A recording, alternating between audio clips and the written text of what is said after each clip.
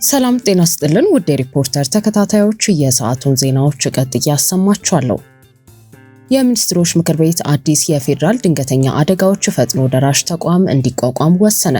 የኢፌዴሪ የሚኒስትሮች ምክር ቤት የኢትዮጵያ የእሳትና ሌሎች ቅጽበታዊ አደጋዎች አገልግሎትን ለማቋቋም የቀረበውን ደንብ ቁጥር 591/2018 አጸደቀ። ይህ አዲስ ተቋም በፌዴራል ደረጃ ለሚከሰቱ ድንገተኛ ተፈጥሯዊና ሰው ሰራሽ አደጋዎች ቀዳሚ ምላሽ ሰጪ ወይንም ፈጥኖ ደራሽ በመሆን እንዲሰራ በሕግ ስልጣን ተሰጥቶታል። አገልግሎቱ ቀጥተኛ ተጠሪነቱ ለብሔራዊ የአደጋ ስጋት ስራ አመራር ኮሚሽን ይሆናል።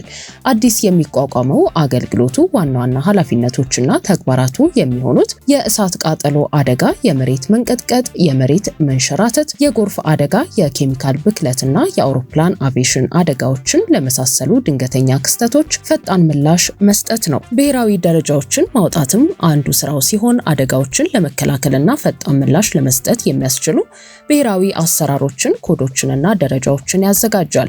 በድንገተኛ አደጋ ምላሽ ስራዎች ላይ ለሚሰማሩ ተቋማትና ግለሰቦች የሙያ ብቃት ማረጋገጫና ፍቃድ የመስጠት ኃላፊነት እንዲሁም ብሔራዊ የእሳትና ድንገተኛ አደጋዎች የመረጃ ቋት ማደራጀት፣ ለዝግጁነት ማጠናከሪያ የሚሆኑ የአደጋ መከላከል ልምምዶችን የማዘጋጀት ኃላፊነት ተሰጥቶታል። የሰው ኃይልና የአገልግሎት መሳሪያዎች አቅርቦትን በተመለከተ የኢትዮጵያ የእሳትና ሌሎች ቅጽበታዊ አደጋዎች አገልግሎት ከመደበኛ ሰራተኞችና ዳይሬክተሮች በተጨማሪ ከፊል ወታደራዊ ወይንም ፓራሚሊታሪ አባላት እንዲሁም የሕክምና ረዳት ባለሙያዎችን በውስጡ ያቀፈ ይሆናል። እንዲሁም ተቋሙ ከሆስፒታል በፊት ለሚደረጉ የሕክምና እርዳታዎችና ለአምቡላንስ አገልግሎቶች የሚሆኑ ደረጃዎችን የማዘጋጀት ኃላፊነት ተጥሎበታል። አነስተኛ ለአደጋ ስራ የሚሆኑ አውሮፕላኖችና ሄሊኮፕተሮች፣ የነፍስ አድን ጀልባዎች፣ ከፍተኛ የፍሪኩዌንሲ አቅም ያላቸው የሳተላይት መገናኛ ሬዲዮዎችና ሌሎች አስፈላጊ ቁሳቁሶችን የሚያሟላ እንደሚሆንም ተገልጿል። የአገልግሎት መስሪያ ቤቱ የፋይናንስ ምንጭ ከመንግስት በጀትና በቅርቡ ከተቋቋመው የኢትዮጵያ አደጋ ስጋት ምላሽ ፈንድ እንዲሁም ከሌሎች አማራጭ ምንጮች እንደሚገኝ የተገለጸ ሲሆን ስለ ተቋሙ አሰራር ዝርዝር መመሪያዎች ወደፊት ይወጣሉ ተብሎ ይጠበቃል። ህወሓት የቀድሞ መንግስት በመመለስ ለመደራደር ማቀዱ አግባብነት የለውም ሲሉ የቀድሞ የድርጅቱ አመራር ተናገሩ። ህወሓት የቀድሞውን የክልል ምክር ቤትና መንግስታዊ መዋቅር በድጋሚ ወደ ስራ መመለሱ የፕሪቶሪያው የሰላም ስምምነት በተፈረመበት ወቅት የነበረው መንግስት መፍረሱን በግልጽ ያወጀበት ተግባር መሆኑን የቀድሞ የህወሓት ማዕከላዊ ኮሚቴ አባልና የጊዜያዊ አስተዳደሩ ከፍተኛ አመራር የነበሩት አቶ በየነ ምክሩ ገልጸዋል።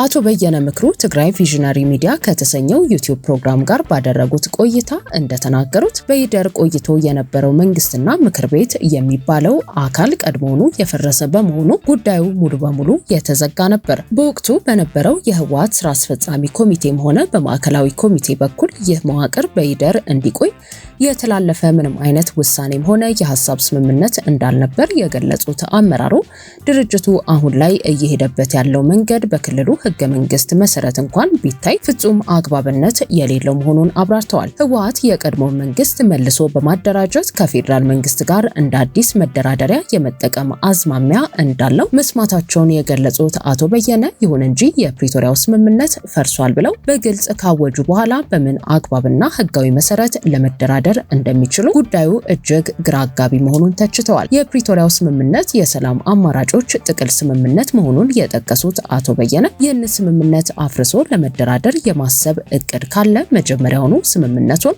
አክብሮ መያዝ ይገባ ነበር ብለዋል። አሁን ባለው ሁኔታ ድርጅቱ ወደ ቀድሞ ስምምነት ተመልሶ መደራደር ይፈልግ ወይንም አዲስ የመደራደሪያ ሐሳብ አለው የሚለው ጉዳይም ፍጹም ግልጽ እንዳልሆነ አክለዋል። አሁን ህወሓት ነን ብለው በስልጣን ላይ የሚገኙት አካላት በድርጅቱ ስም የሚነግዱና ህወሓት ጨርሶ እንዲጠፋ እየሰሩ ያሉ ናቸው እንጂ እሳቸው ያገለገሉበትን ህወሓት በምንም መልኩ እንደማይወክሉ አቶ በየነ በመጥቀስ ወቅሰዋል። እሳቸው የሚያውቁት ህወሓት ሰላም ወዳድና ለህዝብ ህልውና ቅድሚያ የሚሰጥ እንጂ ሰላምን እንደ ጊዜ መግዣና የፖለቲካ መጫወቻ የሚጠቀም እንዳልነበርም አስገንዝበዋል። በትግራይ ውስጥና በውጭ ሀገራት የሚኖሩ የትግራይ ተወላጆች ከዚህ ቀደም የተፈጠረው አይነት ጦርነት ሊቀሰቀስ ይችላል በሚል ከፍተኛ ስጋት ውስጥ መውደቃቸውን በሚመለከት ለቀረበላቸው ጥያቄ አቶ በየነ ሲመልሱ በክልሉ ያጋጠመው ችግር በፖለቲካዊ ውይይት እየተፈታ የሚሄድበት መንገድ በአስቸኳይ መፈጠር አለበት ብለዋል። የተጠያቂነት፣ የተፈናቃዮች መመለስ፣ የትግራይ ህዝብ ህገ መንግስታዊ ወሰኖች መከበር እንዲሁም በጦርነት ወቅት በሀገር መከላከያ ሰራዊት፣ በአማራ ኃይሎችም ሆነ በትግራይ ኃይሎች የተፈጸሙ ወንጀሎች በአግባቡ ተጣርተው ህዝቡ የሚካስበትና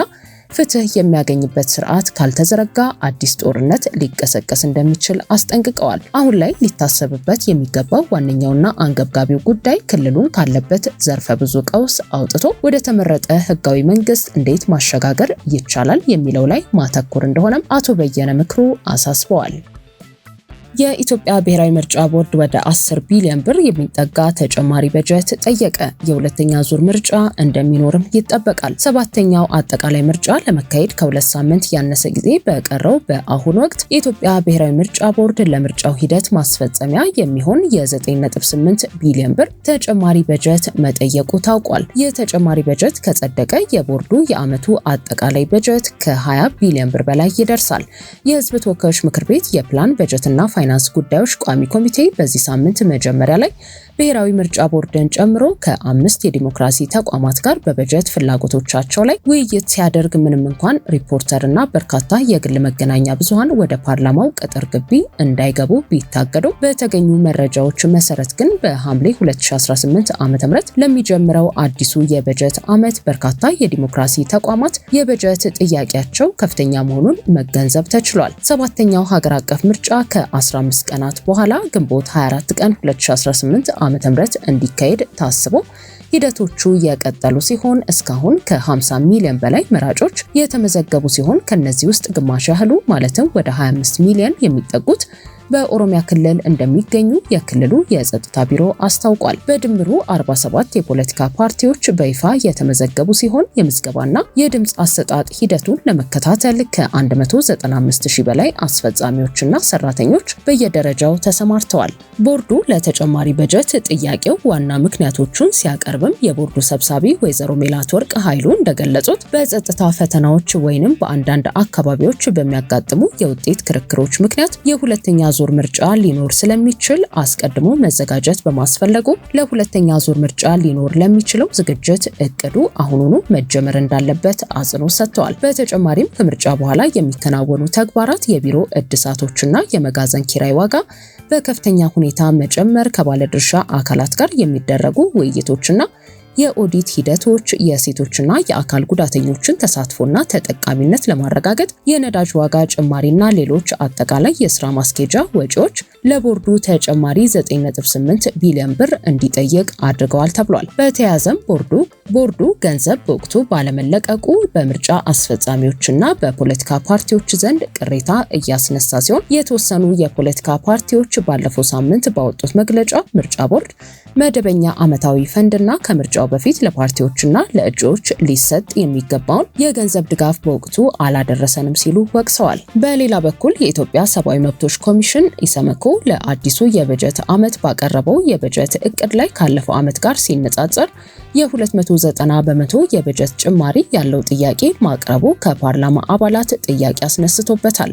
ኮሚሽኑ ከመንግስት 753 ሚሊዮን ብር የጠየቀ ሲሆን ከውጪ ለጋሾች ደግሞ ተጨማሪ 402 ሚሊዮን ብር ለማግኘት ተስፋ አድርጓል። ይህም አጠቃላይ በጀቱን ከ1.1 ቢሊዮን ብር በላይ ያደርሰዋል።